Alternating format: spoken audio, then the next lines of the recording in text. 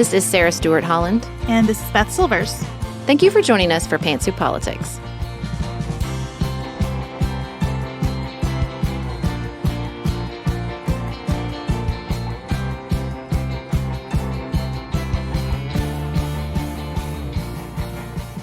Thank you so much for joining us today. It's a special day here on Pantsuit Politics because it is Election Day. And it is also a weird day because so many people have done so much work to allow our elections to happen.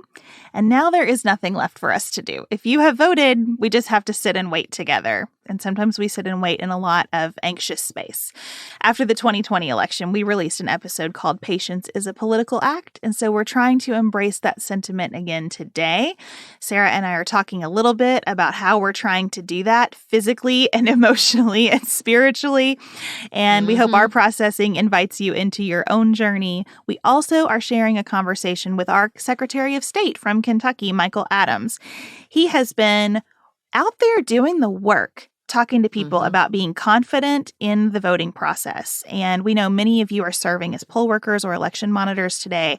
We want to celebrate you. We hope this conversation with Secretary Adams reinforces the good work that all of our election officials across the country are doing. And then outside of politics, we're going to share our approach to the very controversial issue this year of holding on to Thanksgiving and fall and the coming December holidays all together. Before we get into the show, we just wanted to say thank you in the spirit of gratitude around the Thanksgiving season for all the birthday wishes and support.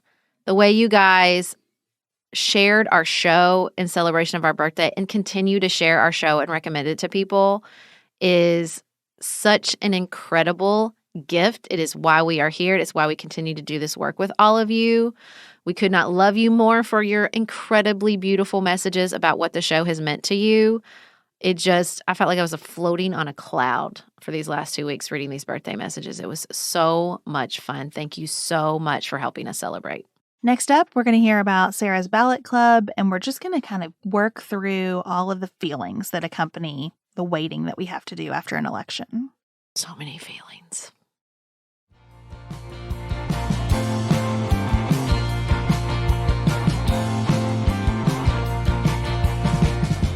Sarah, as people are listening to this episode, they will be voting and waiting for results. And we both spent the weekend kind of marinating, I think, in our feelings about this election and about all of the election coverage.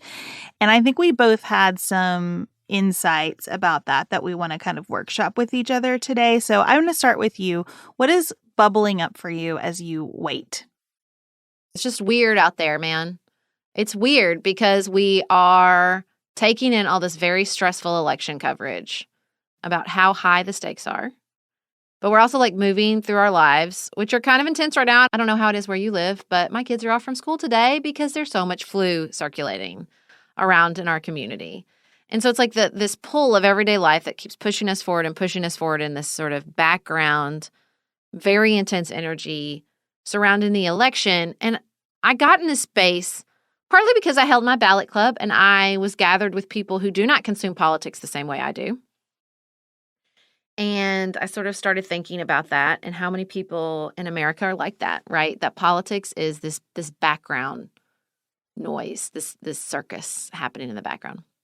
And what I thought is, oh, okay, so that is why they don't feel the intensity I feel around the Republican Party, because they don't see things through a prism of partisanship. They see things through a prism of politics. Everything is politics. So if things get extreme in one party and I'm in the other party and I'm thinking, how can you not see this? Well, that's because they don't see through that prism. They see everything as politics. It's the same reason the worse Donald Trump got, the worse Hillary Clinton got. And it's everything's as bad. It's all corrupt. Everything's messed up. And I can hear that from people. And I can hear this sense of politics. That's how they see things. And politics is messed up. And the politicians are all bad. And that's why it can sort of feel like you're screaming into the void if you are more absorbed in that space and you see things through differing levels, particularly the layer of partisanship, that you're what are you talking about? I think the ballot club and, just being in this community and thinking about this, helped me realize that. That's why it feels like I'm banging my head against a wall, because I just have a very, very different lens through which I'm looking at everything, including this election cycle. I have had a similar experience just living in my community. We also have a lot of sickness here. Our good friends have a son who they know has strep, and all weekend they could not get him in anywhere to treat it. They know what it is, and they could not get anywhere to get it treated. And it's so frustrating. And I feel that way even when we're talking about prices. It feels like at this exact moment when we really need governance tuned in on those issues affecting our lives, that it is off on this other planet of much higher-minded issues in some ways and much lower-minded issues in some ways. Chad and I have had this ongoing conversation over the past week. He is very upset about the White House's Instagram presence, okay? He does not appreciate how much partisanship is coming through on the official White House Instagram account. And I do not disagree with him at all about it. And I still find myself pushing back on him. I'm being really annoying. I'm annoying myself in these conversations because I keep saying, right, but here's what's going on with national Republicans. And here's why I think that's worse. And I have to stop myself because I hate it when people talk to me like this. Yeah. And I am doing it. Here I am doing it. But I finally said to him, I'm so sorry. You are right about this. I agree with you about this. I just also feel like the only thing I really want right now is to know that we are going to elect people who, if they lose their next race, will concede. It's all I want. Yep. And that is so depressing to me that it's all I want. And it's so depressing to me that that feels really tenuous and really called into question right now that I'm losing my sense of how to behave. And so on the one hand, you know, Chad is one of those people for whom a lot of it is noise. He is not as interested in this as I am. And there are so many benefits to that perspective. And so I'm trying to both be in the advantages of his perspective and the advantages of mine. And it does feel like being slowly roasted or something. You know what I mean? I can feel myself getting hotter and harder and more intense, and I don't want to be there. I feel myself clinging to perspectives that lengthen my timeline because election cycles compress them. Election cycles tell you right now is the worst and tomorrow is all that matters. And I'm just going to tell you right now that is never true. It is never true. And I have had the universe sort of like serving that up to me several times. So you and I both had the same conclusion from our ballot club, that it is depressing that so many of our partisan races are unopposed. And you know what my 82-year-old grandmother said? That's what it was like for decades with Democrats. There were only Democrats running unopposed on our ballots for decades here in Paducah, Kentucky. And I thought, you're right. You're right. This is not new. This is not new. This has been this way for lots and lots of American history, right? And I had this other moment where I was listening to The C Word, my new favorite podcast, and they were talking about Mary Shelley. And did you know that in the summer of 1816, a volcano erupted? I think it was somewhere in Europe. And there was so much ash, it disrupted the weather patterns for an entire summer. They call it the year without a summer. It was winter and summer. They had electrical storms. It was dark all the time. It had to feel like the end of the world, and we don't even know about it. Like, we don't even talk about it. Like, think about what that must have felt like to the humans on the ground at that moment in time. And, like, it's not a thing we teach. It's not a thing we talk about. Like, I just have to remember that constantly. The things that happened hundreds of years ago, 50 years ago, they're not a page in a book. There were humans on the ground living them, and they had a shrunken timeline just like I did and just like I do. And I just have to connect to that constantly and remember, like, the sun will rise on Tuesday and Wednesday, or maybe it won't. Maybe we'll have a solar flare. I don't know. But, like, I just have to ground myself and remember that there are much bigger forces at play, good and bad. We have survived so many things as a human race and as Americans. And in a certain way, seeing politics as noise, being able to look at the parts of politics that are noise is beneficial. It's beneficial. It's helpful. It's a helpful perspective. Not always, and it's not all noise, and some of it matters. But I really do wish we could drop this, like, it's the most important election ever. Like, stop, because you're going to tell me that in 2024 too. I know you are. So just don't do that to us. Like, acknowledge where some of this is the paradoxical reality that both noise, relevant, it's all true, right? And I think that's just, it's hard to hold. It's hard to hold when you're being bombarded with like message after message, and Ron DeSantis is calling himself blessed by God in an ad, and you just kind of want to scream. I was obnoxious about that too with my husband. I made him watch it. It's obnoxious. It's obnoxious. It is an obnoxious ad. I showed it to him, and he was like, I mean, Democrats run crazy ads too. And I said, do they? Have you heard one where someone claimed to be anointed by God? I haven't. I mean, I think people felt that around the Obama election. I don't think they said that, but I think people felt it. I was thinking about that over the weekend too, because as much as everyone loved that moment where the woman yelled at him that he's still fine, and then the internet did its thing with that, right?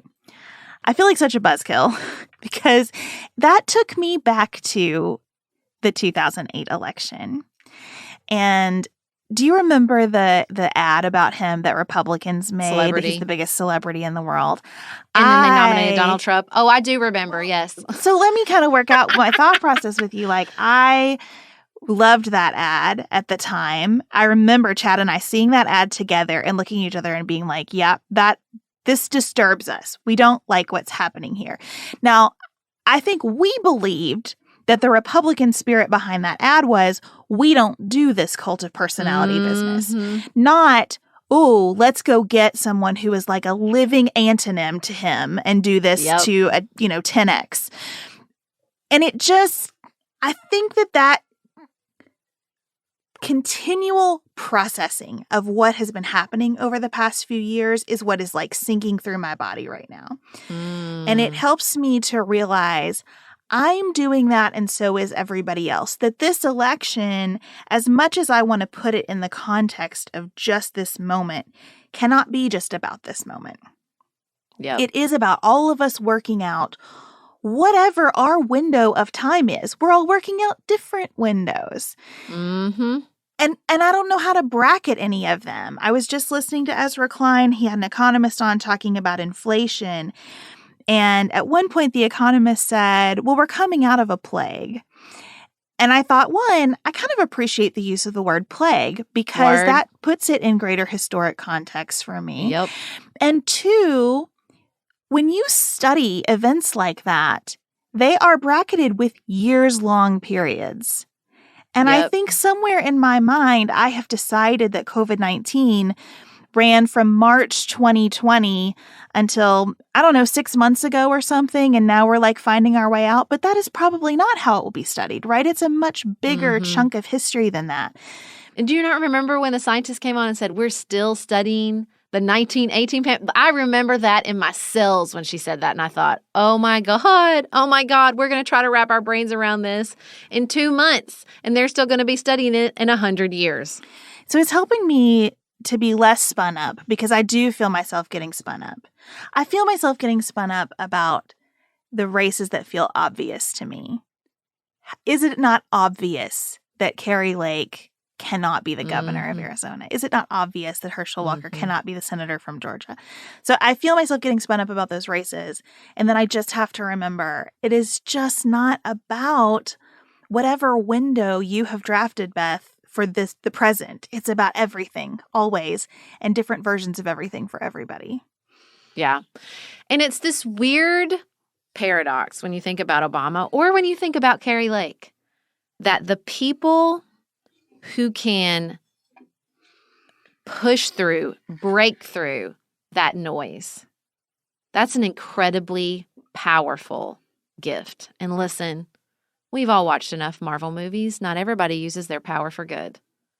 And it's this weird, it's an emotional power. It's not a policy power.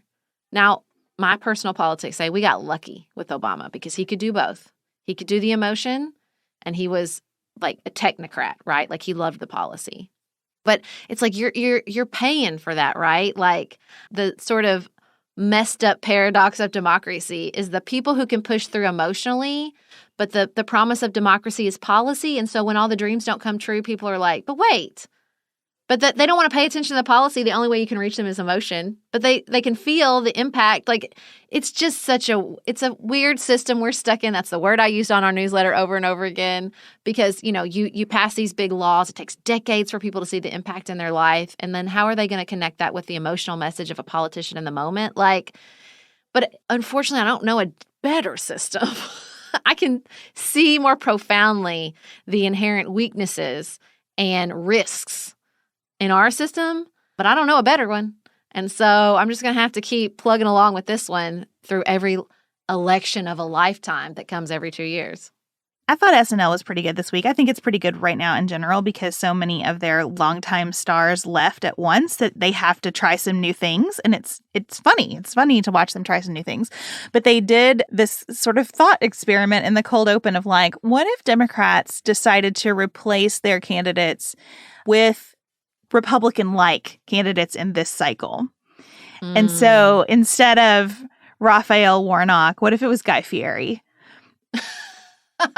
Or what if Stormy Daniels was running as a Democrat in Michigan instead of Gretchen Whitmer? And it was funny.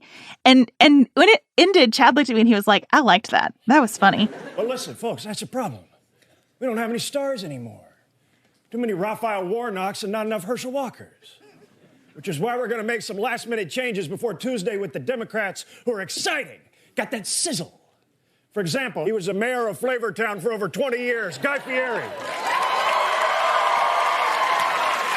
Listen, man, America's hungry for change. But do y'all want Dr. Oz's crudité or a full plate of paid family leave, dripping in donkey sauce?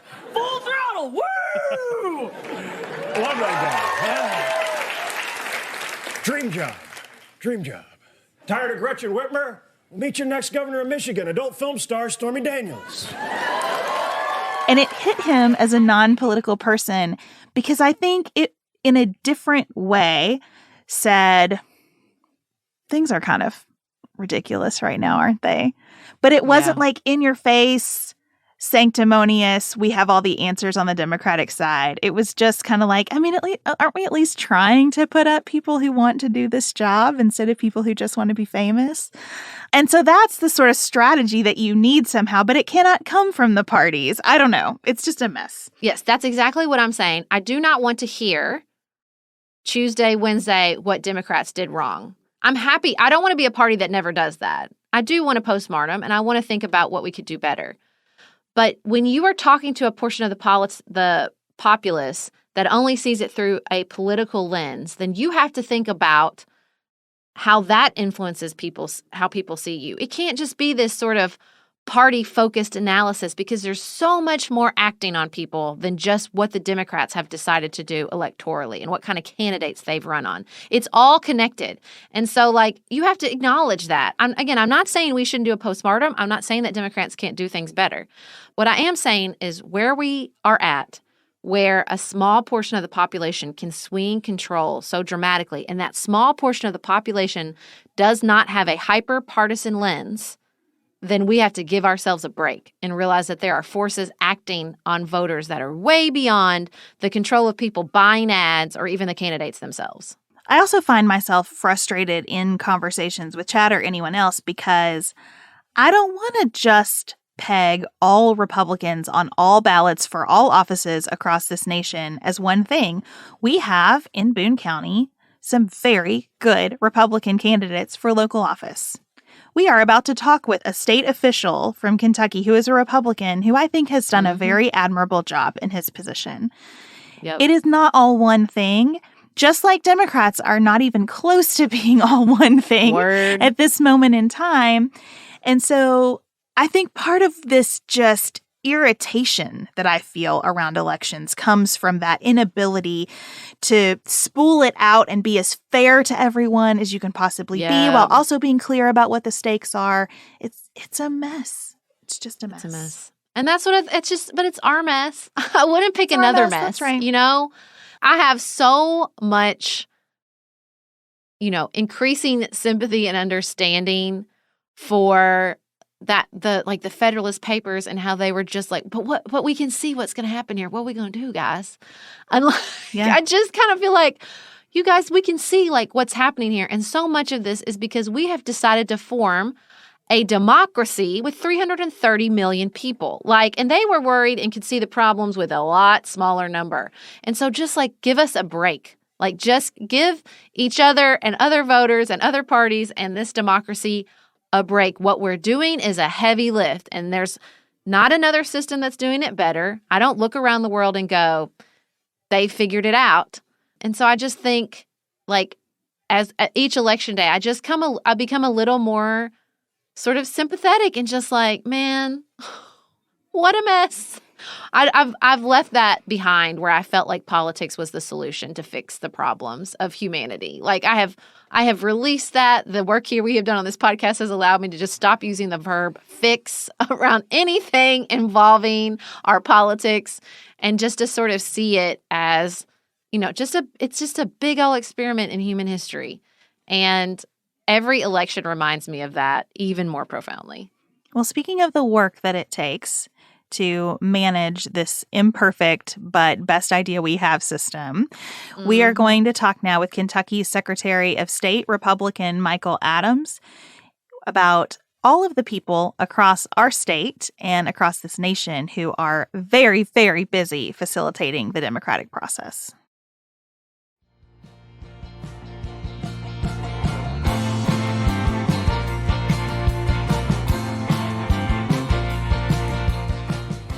Secretary Adams, we so appreciate your time today. I wanted to ask you, given all the experience that you have over the past couple of years, how have you prepared differently, if at all, for this election than the previous? It's really been night and day. And let me put this into a little bit of perspective. In 2020, we had clearly the most difficult election we'd ever had, with COVID striking, and other states, unfortunately, had a lot of problems. We were fortunate to not have those. But even in all of that, we only had 2 county clerks that quit. 2 of them that said, you know what, I can't do this anymore. I can't take the stress. I'm resigning. This year we had 9. And that's in the year where their term is expiring anyway. They're all up for re-election this year. And so they could have just retired, but they still quit. They went out of their way to just walk off the job because of the stress. And so coming out of 2020, I thought, man, every election from now on is going to be a breeze if we could do 2020. And actually, this year's been harder. It's kind of disappointing. And I hope they don't stay this way. But right now in this current political environment, I think it's going to be really hard on all of us to keep running the elections, because we're all under unfounded suspicion all the time, and everything we do. Look, I welcome scrutiny. I think that's appropriate, but it gets out of hand, unfortunately, sometimes, and people feel really uncomfortable and undervalued. So when you're talking about that suspicion, which I think is a really, really good word for that unfounded suspicion and how that can weigh on you. I've been an elected official, and that's what I always say. When people are just doubting your motives all the time, it just wears you down. You are doing such a good job about talking about that, about talking about how our elections are secure and breaking through those myths, breaking through those suspicions. How do you do that? What are the most common ones you feel like you're tackling? There's 2 things I do tactically to respond to this. One is I offer technical explanations for why we do things the way we do, and correct misunderstandings about what we do and don't do. We don't use the internet to count votes. We use really old-fashioned methods. We use calculators. We use bipartisan groups at every level, from the top all the way down to the ground level, every precinct, every county, the Board of Elections at the state level, all bipartisan checks and balances. So number 1, I discuss the substance, but number 2, I try to humanize it. Yeah. I try to say, look, you're not just shooting at me, some disembodied voice on TV in Frankfurt. You're attacking your local poll worker. You're attacking your county clerk. You know these people. You see them at the grocery. You go to church with them. Their kids know your kids. And so when you're accusing us all of some mass conspiracy to rig elections, you're not just attacking people you don't know. You're undermining people that you do know, that are your neighbors. And unfortunately, it's had its impact on our recruiting. But I think that's the best way to really bring home to people that this is your own hometown that you're accusing of this stuff, and people, they won't buy that as easily.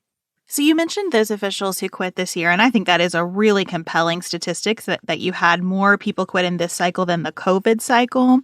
I would love to know what you're hearing from those local officials and particularly what they need from citizens who want to be supportive.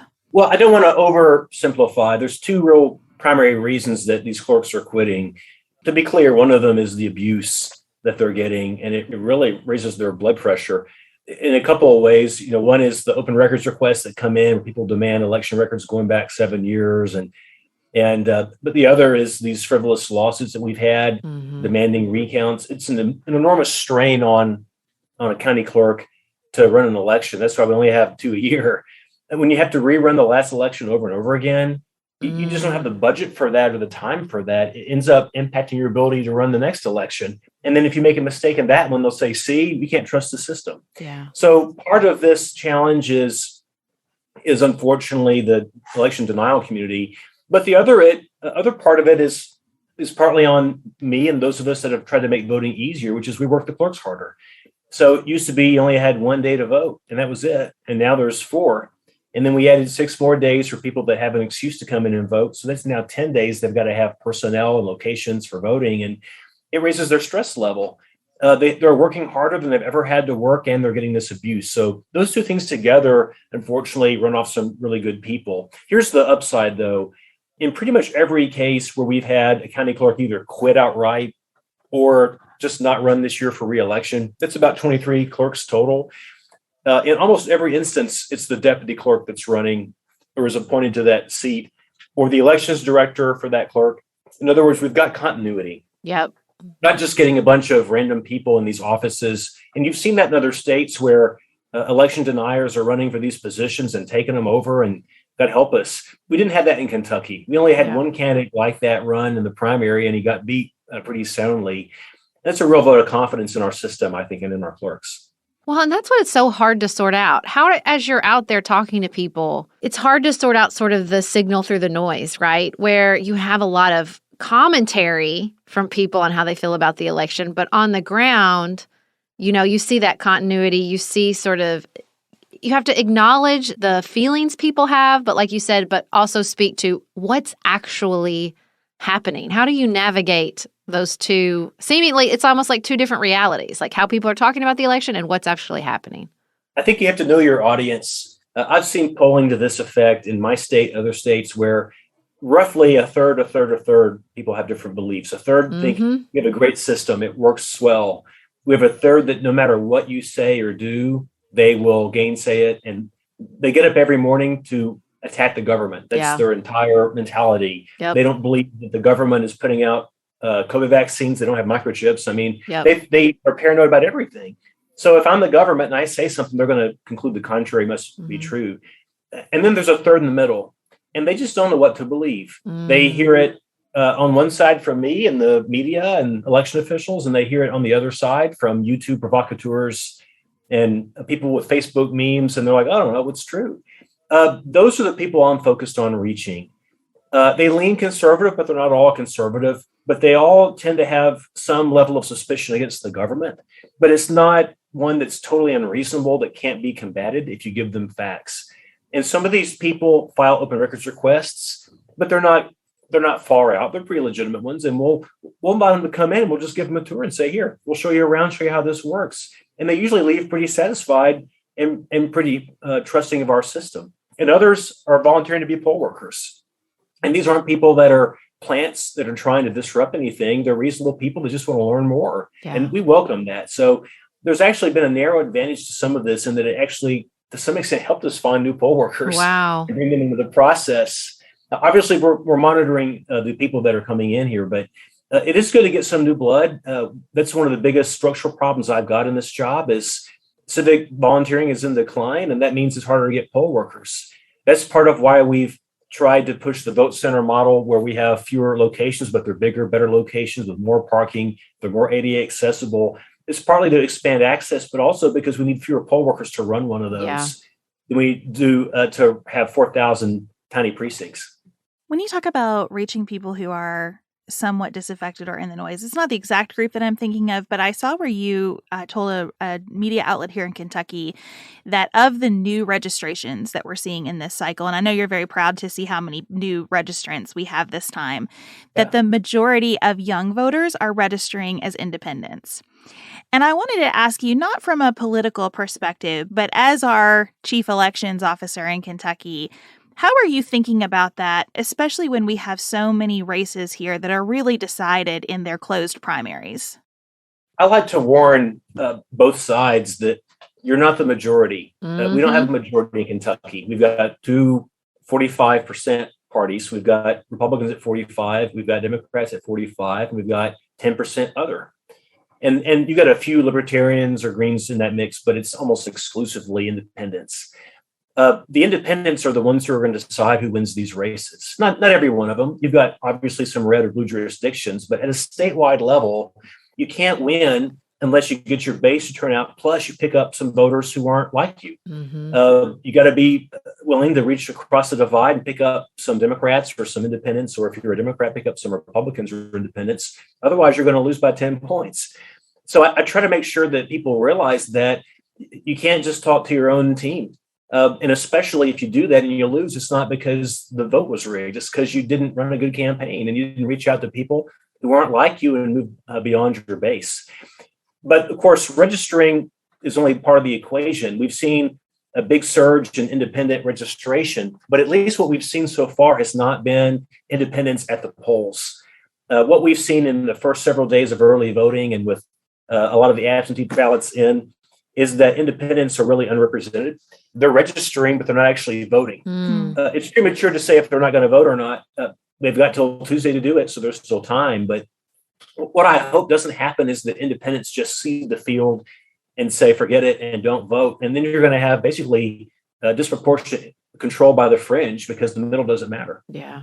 How do you think about voting reforms? We talk a lot on this show about ranked choice voting, but I was so struck by what you said about if we're constantly rerunning past elections, not only are we stressing our poll workers and sort of intensifying the process of the current elections, but we sure as heck can't think to future elections. Like, we sure as heck can't think, okay, well, if we have a problem, what are some reforms that would work? Because, you know, that's not a way to build trust and sort of the momentum for reform. It's just to keep relitigating past elections. How do we get out of that? If we think that there are improvements to be made, how do we start focusing on trust building and reforms? I think the starting point, there's two things. Number one, you want election officials at the table. You don't want outside groups coming in with their own little agenda. You want election officials that know how this stuff works at the table. And number two, you want both parties at the table. And what Kentucky has done that's unique that no one else in America is doing federally or at the state level is we're bipartisan about it. We put D's and R's in every meeting we have. We get both sides and we come up with a solution that both sides like. And I think that has an impact on how the public receives what we do. So, for example, in the early voting, there's only about maybe a 1.5 difference between Republicans using early voting and Democrats using early voting. That's a real bipartisan seal of approval, as I see it. Yep. That you don't have one side accusing the other side. So, Republicans used to be resistant to early voting. They said, oh, it helps Democrats vote. And Democrats have been against it. They say, oh, well, Republicans want to vote in person. This gives them more days to vote in person. You can't look at it that way. You have to put the voters first and then bring everyone to the table and say, can you live with this? And would you do anything to make it any better? And so we did that in Frankfurt. We got almost unanimous support. I think we lost one Democrat. I think we lost maybe 3 Republicans when we passed election reform last year out of 138 legislators. That's pretty good. And now we're seeing both sides embrace the reform.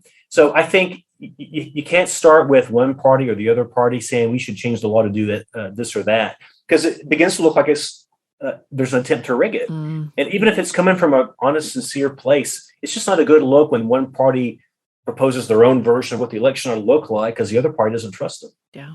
How do you think that happened in Kentucky? Why are we the only state that's been able to do that? Well, it's not an accident. It's something I did very intentionally.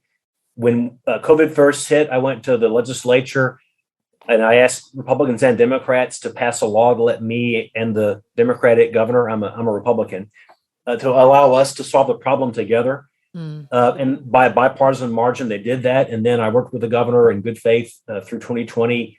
And I think that's part of why Kentucky had a record turnout is voters on both sides trusted the system. And even when the election was over and one side clearly did better than the side that lost didn't question the results and didn't refuse to accept the legitimacy of the election.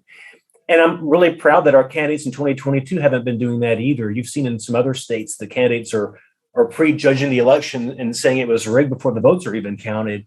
We don't have any of that in Kentucky. We don't have Democrats saying that there was suppression, that's why they lost. We don't have Republicans saying there was fraud, that's why they lost. Everyone's being really adult. I really appreciate that. How encouraging. May that continue. Yeah. All right. Well, I hope so. I know that, I think that that's incredible work you're doing. And I think focusing on the sort of person-to-person groundwork is so important. But part of the reason we had you on our show is because we watch how you go at this work on Twitter, which is a very different space. And I wonder how you think about why it's important to be in that like sort of social media space on Twitter, combating this misinformation. And also, I got to ask you how you're feeling about Twitter now with new leadership and if you're going to continue that work there. The Washington Post asked me if I had fear about the new Twitter in terms of misinformation being out there. And I said, they can't get any worse. That's a good answer. They've been terrible. They've been really awful. They've been very unresponsive in cleaning up misinforming comments that we flagged to their attention. Facebook has too. It's just been real frustrating that they haven't taken it more seriously. I don't know that it'll be any worse going forward than it's been in the past. It's been bad enough as it is. We use Twitter, and we don't expect to persuade people that are putting out falsehoods about the election, but we want to make sure that we're out there on record and we're challenging it. And there's a lot of people that follow our Twitter that retweet it, people in our state, out of our state. I don't mean to suggest that the average Kentuckian is active on Twitter. They're clearly not, but we do have disproportionate sway over the media and influencers, legislators, local community leaders, interest groups, nonprofits. They follow us and they put out things that we're saying. And again, not everyone's going to listen to me necessarily what I say, but if they see someone they know that's saying, you know what, this is right, the elections are fair, then I've got one more witness testifying to that effect. Right. And it's another ally that I've got to help sell our message. It's so true. It's such a good way to think about social media because we get in this like one-on-one. Are you trying to convince who you're talking to? And you just forget the whole point is that everybody is reading. Everybody is watching. That's why it's social. Yeah. One thing I fall into is, we get lots of nasty replies and your temptation is to reply and correct it or retweet it and correct it. But on the other hand, then you're getting this person a bunch of new followers. Yep. So we deal with these things on a case-by-case basis. If we see something go crazy viral on its own, then we definitely want to be in the mix correcting it. But sometimes we just can't hit every single one of them because all you do is just raise their platform. Mm-hmm. You've got someone who's challenged the government and you're responding and then you've elevated them. So these things sometimes are a little hard to determine as to whether that should be our action or not. Well, we're so grateful for those efforts and for the way that you conduct yourself in this position. It's a real asset to our state. And I'm just wondering, as we wrap up, if there are people who have thought about running for Secretary of State throughout the country, what would you say to them, knowing how difficult of a job it is? Be prepared for everything you do to be highly scrutinized and challenged. That's kind of a good thing overall. I'm not upset about it. When I ran 3 years ago, the first question I always got was, what's your office do? That's kind of depressing, really. Mm-hmm. I want people to know what this office does. I want us to be held accountable. I want the public to know what we're doing and to offer feedback and question. That's legit. I want that. So that's overall, it's a good thing. But I certainly would caution anybody running for this that the job's a lot harder than it used to be. I thought I was just going to cut ribbons and sign stuff and go to events, but it's a real job. And I guess the other advice would be make sure you hire several communications staff because at least half of your job is communicating. Making decisions is actually the easy part of the job. The hardest part of the job is communicating why you did those things and explaining yourself and correcting the record about them. and informing the voters about how to take advantage of the things that you've changed. Yep. That's by itself a full-time job for several people. That is one of the best explanations I've heard for public office. That the decision making is kind of the easy part, but communicating the decisions is the hard part. And I have to say, I am legally obligated to tell everybody that Secretary Adams is from Paducah, and he is out there making Western Kentucky so proud. Thank you so much for coming on our show. Thanks. My pleasure. Great to be with y'all. Thank you so much to Secretary Adams for joining us at what we know is an incredibly busy time. Next up, we will end as we always do by talking about what's on our minds outside of politics.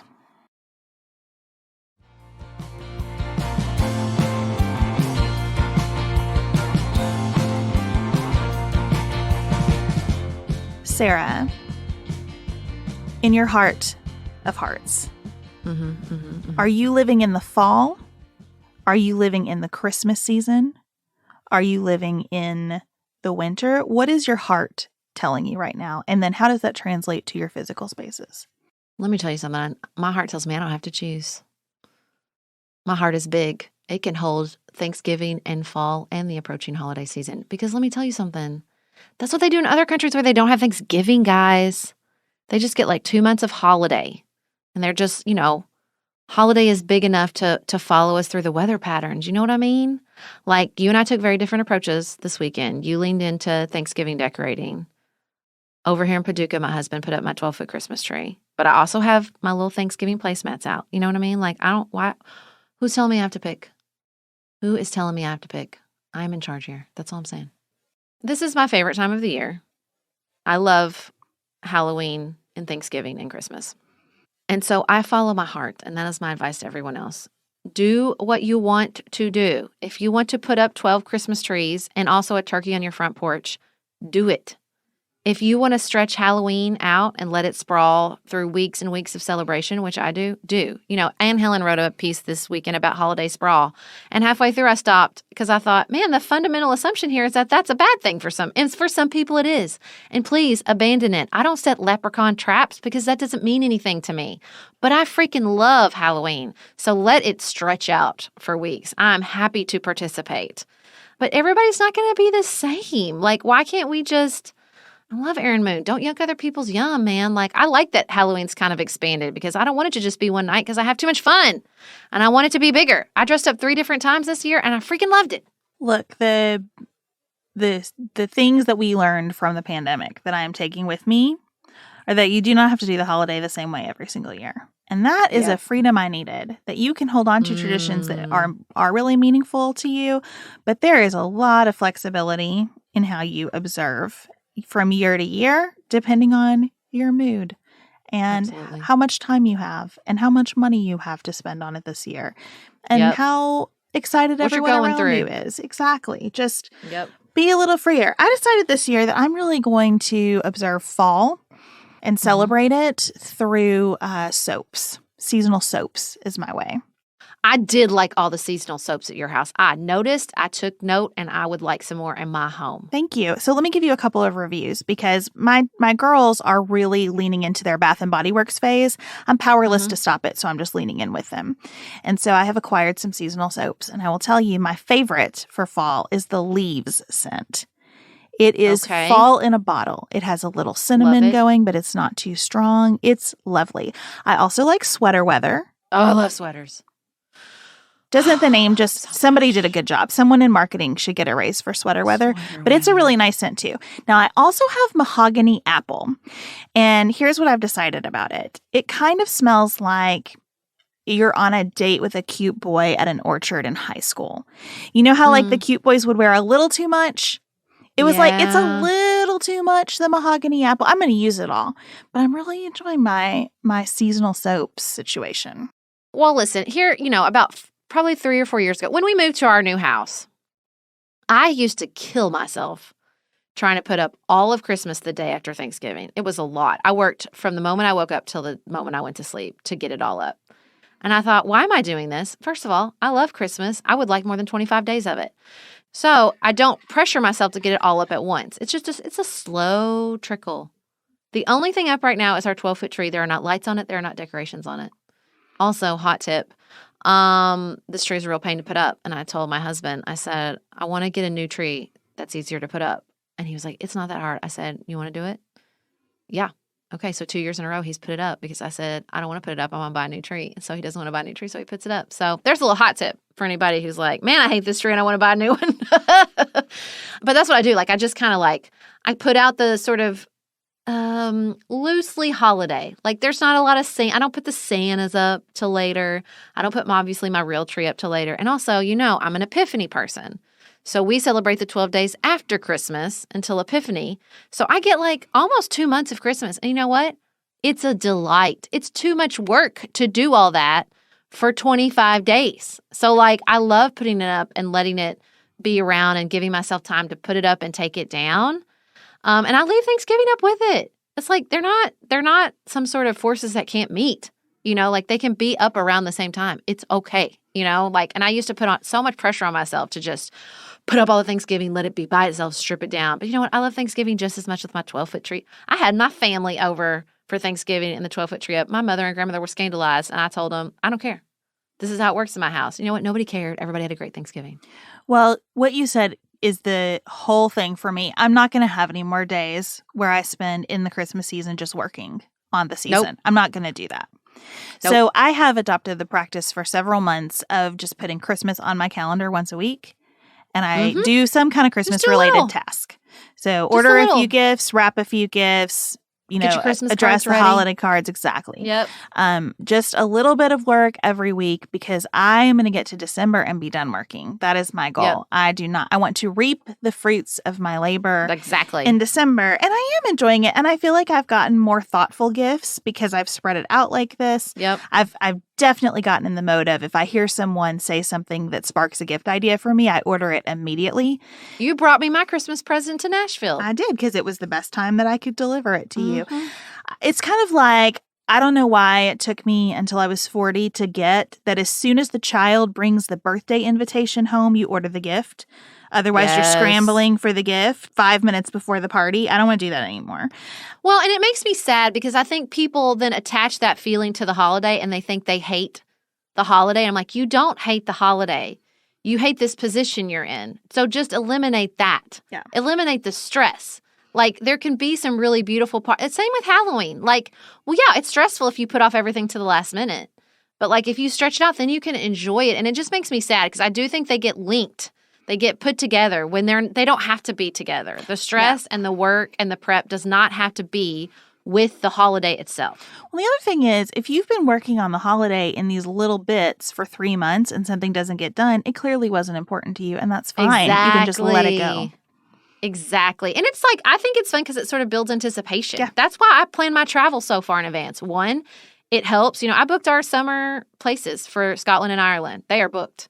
And I love it because now I'm like, I got those listen, there is nothing I love more than a full future trips and tab in the Airbnb app. It just brings me joy when I open it and I'm like, look at those trips coming up, guys. And they're 8 months away. It's far. But I just love it. And it just spreads the work. It spreads the prep out. It spreads the stress out. And you're just like, do a little bit. You find a moment. You're like, look at that. I got that done. You feel that zing of accomplishment. It's not bottled up with all the stress of the time. I'm telling you, it's the best. It's the best. I totally agree. It's fun to check it off in my planner, too. And speaking of checking things off, we hope that you have checked off voting from your list today. If you haven't and you're listening and there's still time, please go do it. These races are going to be close, and we do need you to participate. And at the same time, we will all get through it together, no matter what the results are. Sarah and I will be here with you on Friday to process what we have of those results. And until then, have the best week available to you.